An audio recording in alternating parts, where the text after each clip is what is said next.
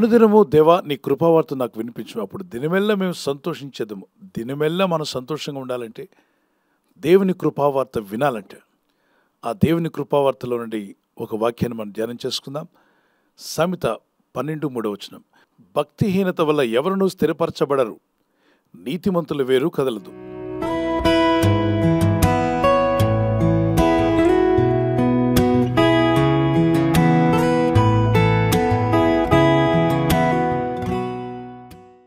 మనిషిని స్థిరపడకుండా చేసేది భక్తిహీనత. బుద్ధిహీనత, భక్తిహీనత అనేది మనిషిని జీవితంలో స్థిరపడనివ్వదు. ఎంత స్థిరపడదామని ప్రయత్నించినా అస్థిరత కనిపిస్తుంది. స్థిరత లేదు మా ఇళ్లలో అన్నవాళ్ళు ఎంతోమంది. మా కుమారుడు స్థిరపడలేదు, మా కుమార్తె స్థిరపడలేదని, మా బ్రతుకులు స్థిరపడలేని బాధపడుతున్నారు. లేఖనం మాట్లాడుతుంది, భక్తిహీనత నీలో ఉంటే ఆ భక్తిహీనత అనేది స్థిరపడనికుండా చేస్తుంది. కాబట్టి భక్తిని పెంచుకోండి. భక్తిహీనులుగా ఎందుకు ఉండాలి? మనం భక్తి పరులుగా మారదాం, భక్తిని కలిగి ఉందాం. అయితే భక్తిపరుడుగా ఉండి దేవుని వాక్యానికి లోబడితే, ఈ వాక్యాన్ని వెంబడించి దేవుని యందు విశ్వాసం ఉంచిన అబ్రహాము నీతిమంతుడుగా తీర్పు తీర్చబడ్డాట. నువ్వు నీతిమంతుడు కాకపోయినా దేవుని యందు విశ్వాసం ఉంచినప్పుడు, ఆ విశ్వాసం ఉంచావు కాబట్టి దేవుడిని నీతిమంతునిగా తీరుస్తున్నాడు. నీతిమంతుల వేరు ఎన్నడూ కదల్చబడదు. నీతిమంతుల వేరేంటి, కదల్చబడకుండా ఉండడం ఏంటి? అతడు నీటి కాలువలో ఎవరు నాటబడితే ఆకువాడక తన కాలమందు ఫలించే చెట్టు వలె ఉంటాడని 1వ కీర్తనలో మనం ధ్యానం చేశాం. యెహోవా ధర్మశాస్త్రమందు ఆనందించు, దివారాత్రం దాన్ని ధ్యానించేవాడు. అంటే వాక్యాన్ని చదివి ధ్యానించే వారి జీవితాలు ఎలా ఉంటాయి అని చెప్తున్నాడు. దానికంటే ముందు దుష్టుని ఆలోచన చొప్పున నడవక, అంటే దుష్ట ఆలోచన ప్రకారం నడవద్దు. పాపుల మార్గములు నిలవక, పాపులు రకరకాల పాపక్రియలు చేస్తున్నప్పుడు ఆ మార్గంలో నువ్వు వెళ్ళొద్దు. అపహాసకుల పక్కన కూర్చుండక, ఇది అపహాసం చేసేవారి పక్కన నువ్వు కూర్చోవద్దన్నాడు. మరి ఈ 3 పనులు చేస్తే సరిపోదు. 4వది, యెహోవా ధర్మశాస్త్రమందు ఆనందించు, దివారాత్రము దాన్ని ధ్యానించేవాడు ధన్యుడు. అతడు ఎవరు? ఈ వాక్యాన్ని ధ్యానించే వ్యక్తి. ఆనందంగా దేవుని వాక్యాన్ని ధ్యానించేవారు ఉంటారే, అతడు నీటి కాలంలో ఎవరు నాటబడినది ఆకువాడక తన కాలమందు ఫలించే చెట్టు వలె ఉంటాడు. నువ్వు ఫలించే చెట్టు వలె ఉంటావు. మీరు పచ్చగా ఉండాలని దేవుని చిత్తం, మీరు వర్ధిల్లాలని ప్రభు కోరుతున్నాడు. అందుకంటే నీతిమంతుని వేరు ఎండిపోదు. ఒక చిన్న కీర్తన పాడుకుందాం ప్లేరా. దుష్టుల ఆలోచన చెప్పున నీ నడువక, పాపుల మార్గమున నేను నిలువక. దుష్టుల ఆలోచన చొప్పున నీ నడువక, పాపుల మార్గమున నేను నిలువక. అపహాసకులు కూర్చుండు చోట కూర్చుండక, నీ వాక్యము నేనే నిత్యము ధ్యానింతును. అపహాసకులు కూర్చుండు చోట కూర్చుండక, నీ వాక్యము నేనే నిత్యము ధ్యానింతును. ఆనందమే సంతోషమే నీ వాక్య ధ్యానములో, ఆనందమే సంతోషమే నీ వాక్య ధ్యానములో. నీ జీవవాక్యమునందు నిత్యము ఆనందించుచు, దివారాత్రములు నే ధ్యానము చేసెదను. నీతిమంతుని వేరు కదల్చబడదు. గమనించండి, ఒక చెట్టుకు వేర్లు ఎన్నో ఉంటాయి. ఆ వేర్లు కదిలిపోతే చెట్టు కదిలిపోయినట్టే.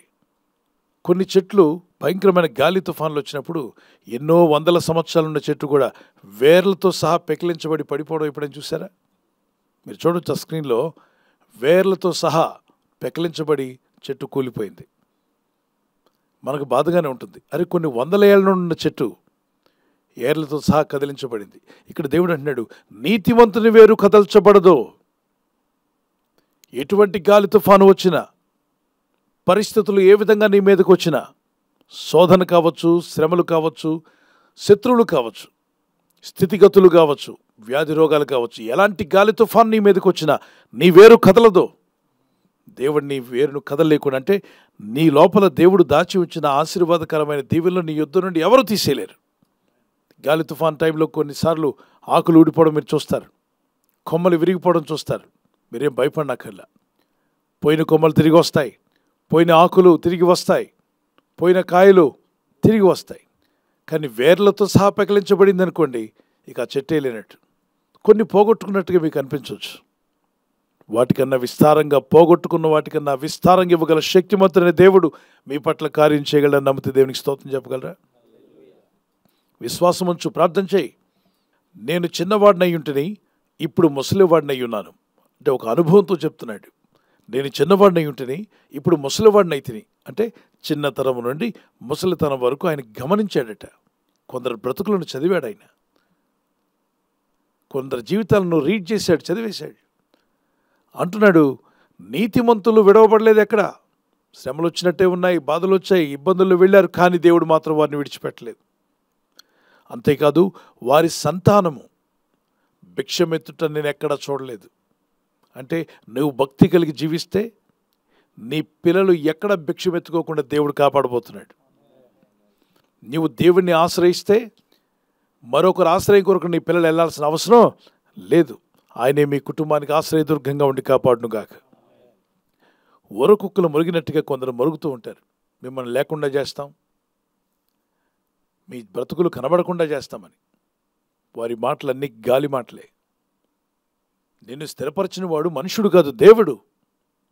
చూడండి ఒకసారి, సూర్యచంద్ర నక్షత్రములు, భూమి దాని యందు సర్వము ఆయన స్థిరపరిచాడు. కాబట్టే ఇన్ని ఏండ్లగా ఇంకా భూమి ఉంది, ఆకాశం ఉంది, సముద్రం ఉంది, మరి సూర్యచంద్ర నక్షత్రాలు ఉన్నాయి. ఆ దేవుడు నిన్ను స్థిరపరిచాడు. భూమి మీదకి ఎన్ని తరాలు వచ్చాయి, ఎన్ని తరాలు పోయాయి ఒకసారి ఆలోచించాయి. 2-3 వేల సంవత్సరాల క్రితం ఉన్న మనుషులు ఇప్పుడు ఉన్నారా? అందాక ఎందుకు 200 సంవత్సరాల క్రితం ఉన్న వ్యక్తి ఇప్పుడు ఉన్నాడా? ఈ లోకాన్ని విడొచ్చి వెళ్ళక తప్పదు. అయితే దేవుని యందు భయభక్తి కలిగిన వారి గొప్ప నిరీక్షణ ఏంటంటే, ఇహమందే కాదు, మనము కన్ను మూసిన తర్వాత పరలోకమందు కూడా మనకు స్థానం ఉంది. మన పేర్లు జీవగ్రంథమందు రాయబడుతున్నాయి. నీవు స్థిరంగానే ఉంటావు దేవునిలో.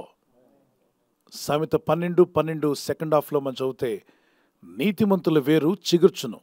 ఒక చెట్టుకి ఆకులు ఎండిపోయాయి, కొమ్మలు విరిగిపోయాయి, బెరడు కూడా వెండిపోయింది, వేర్లు కూడా వెండిపోయాయి అనుకోండి.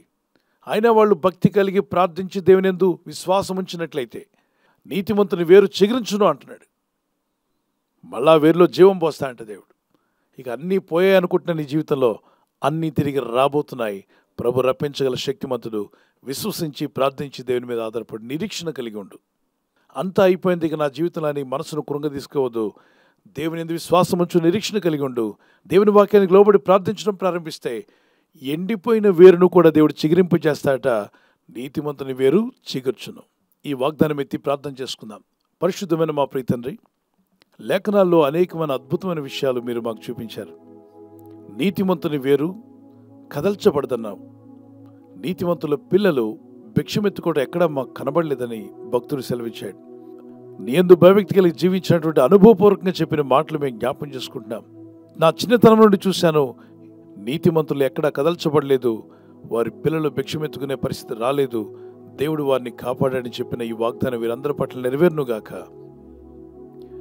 వీరిని, వీరి బిడ్డలను, వీరి కుటుంబాలను కదల్చకుండా కాపాడగల శక్తిమంతుడవు. నీతిమంతుల వేరు ఎన్నడూ కదల్చబడదన్నావు తండ్రి. నీతిమంతుని యొక్క వేరు చిగురుస్తుందన్నావు. వీరి జీవితాల్లో ఎండిపోయిన స్థితిని తొలగించి ఆశీర్వాదకరమైన స్థితి వారికి దయచేయమని అడుగుతున్నాం. ఆకులు వాడిపోయి, కొమ్మలు విరిగిపోయి, చెట్టంతా ఎండిపోయిన స్థితిలో వెళ్ళిపోయిన కృపగల మా తండ్రి, అట్టి చెట్లను మళ్ళా తిరిగి జీవింపజేయగల శక్తిమంతుడు అయ్యా. నువ్వు నీతిమంతుని వేరు చిగిరింపజేసినట్టుగా వేరు చిగిరించునుగాక. ఈరోజు ప్రార్థించి ప్రయత్నించబోతున్న శంకుస్థాపన అయిన, గృహప్రవేశమైన, ఒక బిజినెస్ ప్రారంభిస్తున్నా, ఉద్యోగ ప్రారంభానికి వెళ్తున్నా, ఒక మంచి కార్యక్రమాన్ని ప్రారంభిస్తుండగా, నేను వారి బిడ్డల వివాహం కొరకు ప్రయత్నాలు చేస్తుండగా, వారు చేస్తున్న ప్రయత్నాలు ఫలించలాగున మీ దూతలకు ఆజ్ఞాపించండి. ఎవరైనా హాస్పిటల్లో ఉన్నా, ఐసీయూలో ఉన్నా, ప్రభు ఎవరైతే సీరియస్ కండిషన్లో ఉండి బాధపడుతున్నారో వారికి యేసు నామములో స్వస్థతను అనుగ్రహించండి. కృంగిపోయిన వారిని లేవనెత్తండి. మీ గాయపడిన హస్తమును చాపి వారికి ఉన్న సకల రోగాల నుండి విడుదల ఇచ్చేయి. వారిని లేపి నడిపించడాన్ని సాక్షులుగా నిలబెట్టుకోండి. ఈ ఉదయకాలం ప్రతి రోగి యేసు నామములో స్వస్థత నొందునుగాక. తండ్రి, ఈ దినం ఎవరైతే ప్రయాణమై వెళ్ళబోతున్నారో, అది రైలు మార్గమైనా, ఆకాశ మార్గమైనా, బస్సుల్లో, వాహనాల్లో ఎక్కడ ప్రయాణం చేస్తున్నా, రోడ్డు మార్గంలో ఏ వాహనంలో వారు ప్రయాణం చేస్తున్నా, ఈ ప్రజలకు కాపాడే దూతలను పంపండి. ఉదయం బయలుదేరి సాయంకాలం ఇంటికి వచ్చేంత వరకు నీ కాపుదల కాపాడే దూతల యొక్క సహాయము నీ ప్రజలకు దయచేయమని అడుగుతున్నాను. నూతన చిగురు వారికి దయచేయండి, నూతన ఆశీర్వాదాల వారికి దయచేయండి, నూతన దీవెనలు అడుగుపెట్టే కృపను వారికి దయచేయండి. పాతవి గతించును, సమస్తము నూతనముగా మార్చగల శక్తిమంతుడు నీ నామములో ప్రార్థిస్తున్నాం. వీరి జీవితాల్లో ఉన్నటువంటి వేదన, దుఃఖము తొలగిపోయి సమాధానము, నెమ్మది ఇప్పుడే వీరికి అనుగ్రహింపబడును గాక.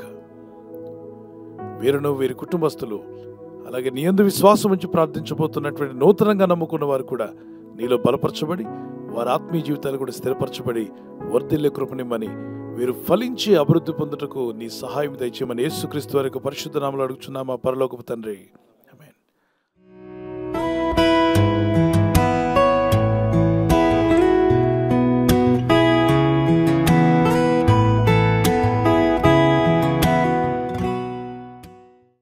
Birthday జరుపుకున్నారు. Happy birthday to you. Many more returns of the day. May the lord continue to bless you. ఈ దినం వాగ్దానము మొదటి దినవృత్తాంతములు 22:13 వచనం, 1 Chronicles chapter 22:13. నీవు వృద్ధి పొందేదవు, ధైర్యం తెచ్చుకొని బలంగా ఉండము. You will have success, be strong and courageous.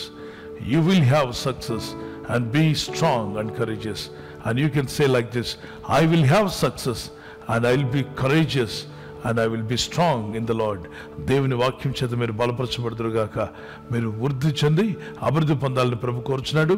ఈ బర్త్డే దినమున ప్రభు మరింతగా శక్తిని, బలమును, కృపను దేవుడు మీకు దయచేసి ఆ నూతన దినాన్ని, నూతన సంవత్సరాన్ని దయాకిరీటం మీకు ఇచ్చి ఉండగా ఈ సంవత్సరం ఎల్లా రాబోయే సంవత్సరాలు దీర్ఘాయుష్తో దేవుడు మిమ్మల్ని తృప్తిపరుస్తుండగా మీరు ఆయన్ని ఘనపరిచేవారుగా ఉందరుగాక. దయాకిరీటం మీ మీద దేవుడు పెట్టి showers of blessings May God may pour out upon your life. ప్రభు తన దీవెన మీ మీద కుమ్మరించునుగాక. ఆయన సాక్షులుగా మీరు వాడబడుదురుగాక. ఆమేన్. అలాగే వెడ్డింగ్ యానివర్సరీ జరుపుకునే వారికి నా కృప నిన్ను విడిచిపోదు. Isaiah chapter 54:10. My faithful love for you will remain. My faithful love for you will remain. నా కృప నిన్ను విడిచిపోదు. యెషయా 54:10 వచనం. విడిచిపోని కృప దేవుడు మీకు ఇచ్చి మిమ్మల్ని బలపరిచి భార్యాభర్తల మధ్యలో ఐక్యత, ఏక మనసు, అలాగే మీ ఇద్దరి మధ్యలో ప్రేమానురాగాలు ప్రభు అనుగ్రహించి మీ దాంపత్య జీవితాన్ని, మీ కుటుంబాన్ని ప్రభు దీవించి వర్ధిల్ల చేయనుగాక.